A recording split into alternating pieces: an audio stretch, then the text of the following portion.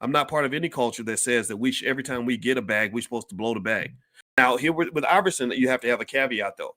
The caveat with Iverson is that this poor guy, because nobody trained him how to manage his money, he was blowing money like crazy. He was throwing money out the window. So to that extent, him getting less than what he deserved was better than him getting nothing at all. Right. Because I can tell you all that a lot of you are afraid to invest because you're worried about losing money. Well, let me just tell you the best way to lose money is to spend money.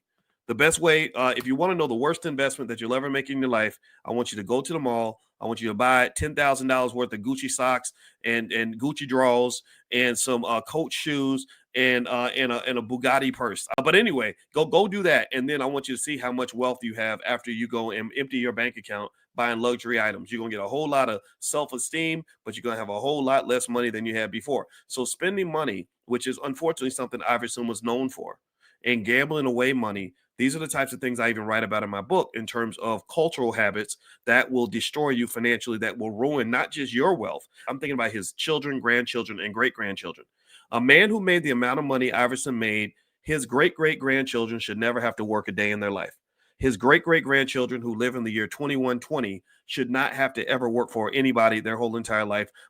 I'm not part of any culture that says that every time we get a bag, we're supposed to blow the bag.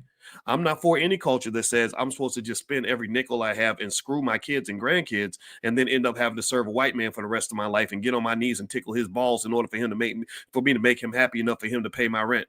So really with Allen Iverson, this is what bothers me. This is what concerns me is that I wish this brother had been as interested in wealth preservation as he was in playing great basketball. But unfortunately, nobody taught him that same energy has to be applied with how you manage your life. You manage the ball very well. We need you to manage the bag very well. To manage the bag as well as you manage the ball, because the real game for Allen Iverson wasn't when he played in the NBA.